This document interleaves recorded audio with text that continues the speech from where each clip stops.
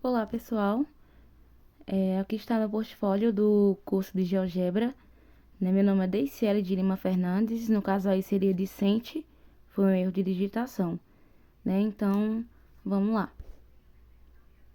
Bom, no primeiro módulo, né, o assunto que eu usei foi condição de existência e soma dos ângulos internos de um triângulo, né? Que é a atividade elaborada para turmas do sétimo ano, da habilidade que vocês estão vendo aí, e seguida de um link caso vocês tenham interesse, né, para acessar. No meu slide eu cometi o erro por não colocar o passo a passo, porque eu achei que iria ficar um slide muito grande, vocês poderiam pensar que eu estava lendo e não que eu estava apresentando, né? Mas eu vou tentar explicar o passo a passo aqui para vocês, tá certo? Como eu não sei se vocês viram, né, já que eu postei depois do prazo, né?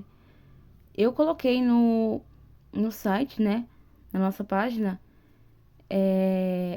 o enunciado, né? Eu expliquei o porquê foi que eu utilizei esse conteúdo, né? Para quem não sabe, eu sou professora substituta, então muitas vezes eu pego licença e eu mesma aqui tenho que preparar aula, mas às vezes eu sigo de acordo com o professor. O professor passa e eu só faço repassar de acordo com o que ele pede. Que foi o caso que aconteceu numa turma de sétimo ano, tá com as 2 semanas aí, em que eu fui dar início ao conteúdo de somas internas, né? De um triângulo, né? Que é esse assunto que vocês estão vendo aí. E o que foi que aconteceu? A professora pediu para que eu iniciasse essa atividade de uma maneira lúdica, utilizando canudos, né? Bom, tem problema ser lúdico? Não, eu gosto muito de material lúdico, eu gosto de trabalhar com maneira lúdica, porque eu acho que isso é muito bom para entender, né, e para introduzir algo. Porém, naquele momento ali não somou em nada. Infelizmente, a atividade foi por água abaixo, né?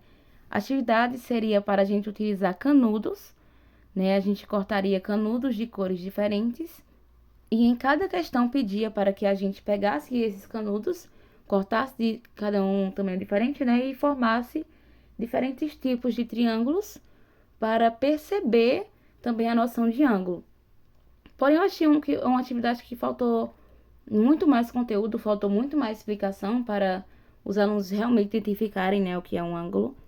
No finalzinho tinha uma questão que eu gostei, que era uma imagem parecida com essa, e aí a gente pegava o triângulo, recortava os ângulos e colava assim uma reta e formava 180 graus. Achei legal, mas mesmo assim, se uma breve explicação breve e acabou que não foi nada dinâmico, né? Foi uma aula que faltou mais conteúdo, faltou mais informações e que naquele mesmo momento eu pensei logo que no quanto GeoGebra ele poderia me auxiliar naquele momento, né?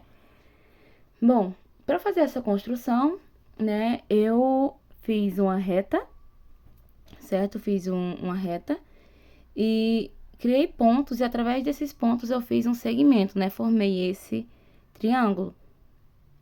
E como a gente pode ver, eu coloquei cada ângulo interno desse triângulo de uma cor diferente. E em seguida, né, a gente pode ver que eu peguei e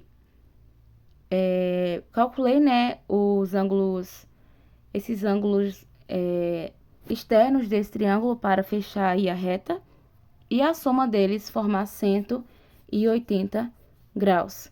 Esse triângulo ele não ficou com medidas exatas, né? Ele ficou com números com vírgula, mas não tem problema. O que importa é que no final a gente consegue provar o porquê que a soma dos ângulos internos de um triângulo é 180 graus, né? A gente também pegaria vários outros tipos diferentes de triângulo e faria a mesma coisa e mostraria o porquê, né, da soma ser 180 graus.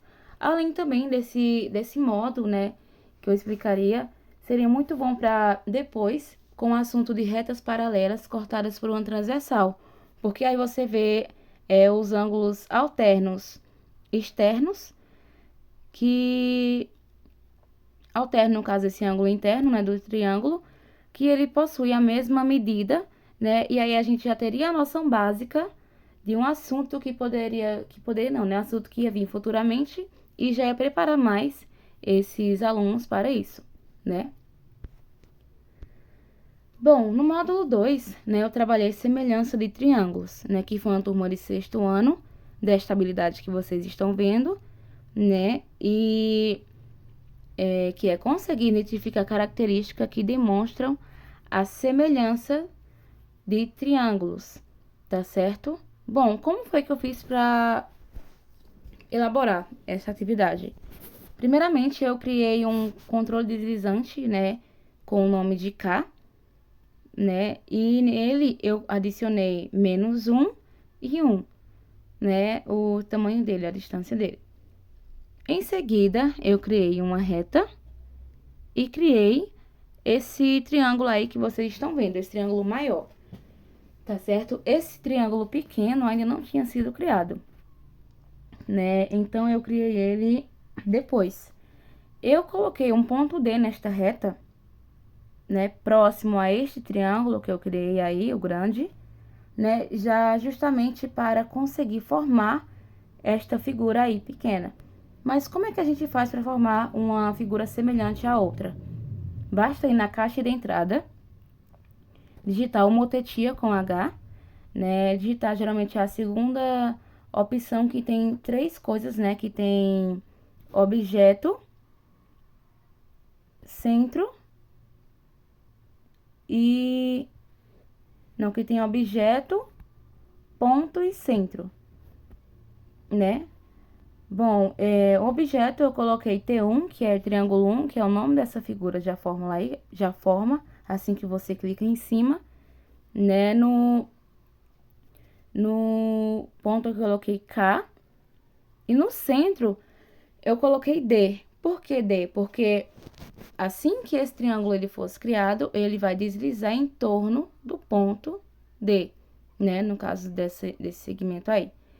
Então, assim que a gente aperta Enter, essa figura que vocês estão vendo menor já é formada, em que ela é semelhante a essa figura maior, e conforme a gente desliza esse controle deslizante, essa figura vai diminuindo, aumentando, dependendo de para qual lado que você desliza, e quando ela fica negativa, né, ela vai girando em torno desse ponto D, ficando de cabeça para baixo, e de diferentes tamanhos, fazendo a gente perceber que ela realmente é igual, né, a esse triângulo maior. Assim como vocês estão vendo aqui no seguinte, quando eu deslizei até o topo aqui no -1, a gente pode ver que a figura, né, ela é a mesma que a outra, porém, ela estava aí abaixo, tá certo? Mas assim que a gente desliza, a gente vai ver diferentes tamanhos de triângulo, porém, permanecendo a mesma semelhança, ok? Bom, no terceiro módulo, eu utilizei essa atividade, né, sobre álgebra, que foi um livro didático do 8º ano, que eu tenho aqui na minha casa, né, da habilidade que vocês estão vendo aí. Em seguida, um link, caso vocês queiram acessar, tá bem? Eu cometi um erro nesta questão aí, por não ter colocado o passo a passo de como foi que eu fiz e o passo a passo da maneira de resolver, né? No caso, explicando assim como eu fiz na questão do módulo 4, né? Então, já que eu não fiz isso, eu vou explicar aqui para vocês, né, como é que a gente resolve este tipo de questão aí, tá bem? Ó, vamos ver o enunciado da questão 9. A tabela seguinte foi convertida num gráfico de setores, em que tem a opinião e o número de pessoas que deram a opinião. E na opinião, sim, 60 pessoas, na não, 45 pessoas, e tanto faz 75 pessoas. E abaixo tem um gráfico aí que representa, né, a votação dessas pessoas, né? E diz o seguinte: na confecção do gráfico, o ângulo de cada setor deve ser proporcional ao número de pessoas que o setor representa. Para saber a medida do ângulo, pode-se dividir 360 graus, né, que é no caso esse círculo que tem aí, né, um ângulo de uma volta completa, em partes proporcionais a 60, 45 e 75, ou 6, 4,5 e 7,5. Que no caso é o número de pessoas e a opinião delas, né? Qual é o ângulo correspondente ao setor que representa o sim? Bom, a gente pode ver aí na questão A que já está assinalada, porque esse livro é do manual do professor, né? Porém, como é que a gente responderia essa questão? Bom, diz o seguinte, que quer que a gente divida 360 em partes proporcionais a 60, 45 e 75. Bom, se a gente somar 60 mais 45 mais 75, vamos obter o resultado de 180. 180 é equivalente à metade de 360, ou seja, a gente vai multiplicar aí cada número de pessoas por 2 e vamos conseguir, no caso a gente vai dobrar, né, perdão. Então, a gente vai conseguir achar o valor do ângulo, né, somente dobrando o resultado de cada pessoa dessas, né? Como no sim tem 60 pessoas, o dobro é o quê? 120, ou seja, nesta parte amarela vai ser 120 graus, assim como vocês estão vendo aí no meu gráfico, tá bom? Bom, e as pessoas que deram opinião não? Tem 45. 45 vezes 2, 90, que vai dar 90 graus. Ou seja, esta parte verde aí vai valer 90 graus, assim como vocês estão vendo na minha construção. Bom, e no tanto faz, tem 75 graus, onde quando a gente multiplica por 150, onde a gente multiplica por 2, dá 150 graus, né? Então, a alternativa que pergunta, qual é o ângulo correspondente ao setor que representa o sim? Né? No caso, vai ser 120 graus, tá certo, pessoal? Bom, no módulo 4, né, o assunto que eu escolhi foi ângulos notáveis e polígonos. Turma do 8º ano, a habilidade que vocês estão vendo aí, e em seguida do link também, tá?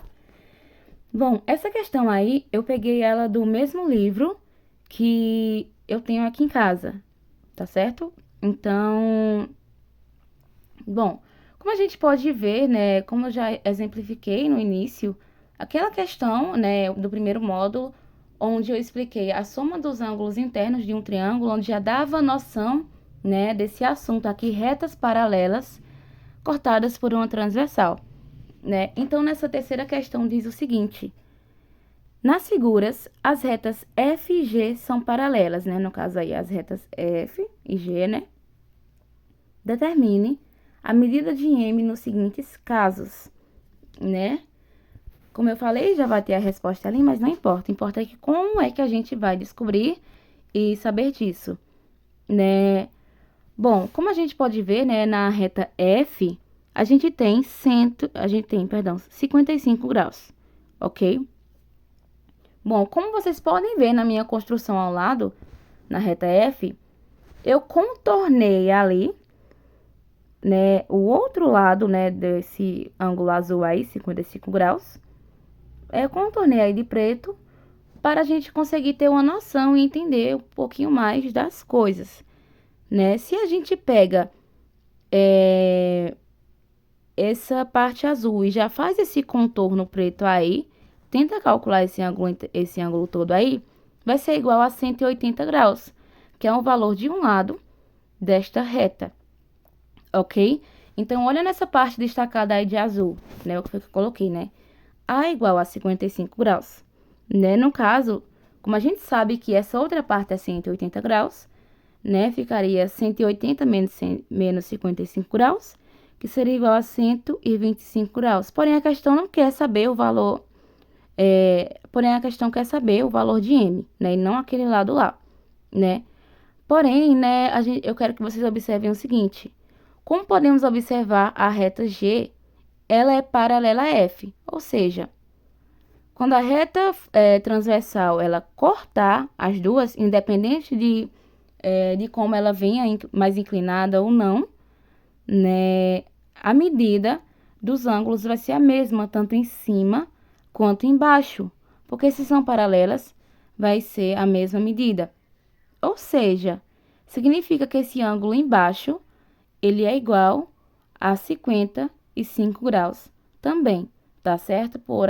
Porque por as retas serem paralelas, quando cortar, independente do modo com que ela esteja, sempre vai ser igual. Ou seja, como a gente tá vendo aí nessa parte amarela, ou seja, são ângulos correspondentes. Como assim? São ângulos que estão na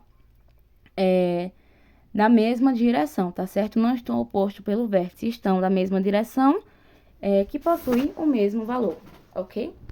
Bom, nesse mesmo conteúdo, né, ângulos notáveis e polígonos, dessa mesma questão, né, temos aí a questão B, né, que a gente tem que saber o valor de M. Bom, nesse caso aí, a reta FG já está em outra direção, né, e também está sendo cortada por a reta T, que é a reta transversal. E aí diz o seguinte, qual é o valor de M, né? Bom, eu quero agora que vocês olhem, né, para o enunciado e agora prestem atenção na construção que eu fiz, né? Como podemos observar, A é igual a 74 graus, né? E aí, quando a gente pega esse A e esse ângulo azul, tá certo? Quando a gente vê o oposto dele, eu também coloquei de azul, para vocês observarem que tem o mesmo valor. Ou seja, né, se a gente pegar esse ângulo aí, A, e seguir este contorno que eu fiz aí de preto, a gente tem 180 graus. Porém, se eu pegar só esse outro ângulo aí, que tá denominado H, tá certo? E pegar essa outra partezinha de preto que eu contornei aí, também é 180 graus, o que comprova, né, aquilo que eu já tinha explicado no começo, né? Então, né, como podemos observar, o que eu coloquei aí diz o seguinte, o ângulo alterno externo de A é igual a 180 graus, né? Ou seja, seria 180 menos 74, né? O que implica que, seguindo a reta G, temos 180 graus, que foi aquela mesma questão que eu falei ali. Ou pegando um ângulo A ou H, contornando ali uma reta ou outra, teremos 180 graus, tá certo? Bom, ou seja, o seu lado oposto ao vértice também terá o mesmo valor. Assim, como a sua reta paralela F possuirá as mesmas medidas, ok? Então, M é igual a 74, tá certo? Como a gente pode observar ali, né? Se um ângulo, ele é oposto ao outro, né? No caso, oposto ao vértice, e a gente é traçado por retas, e eles estão em retas paralelas, né? Então, como a gente pode ver, assim como na questão anterior, né? Que esses ângulos, eles são correspondentes, aqui seria a mesma coisa, tá certo? Porém, eles são opostos pelo vértice e possuem o mesmo valor, o que seria uma ferramenta muito boa também para explicar sobre isso na sala de aula. Muito obrigada, pessoal!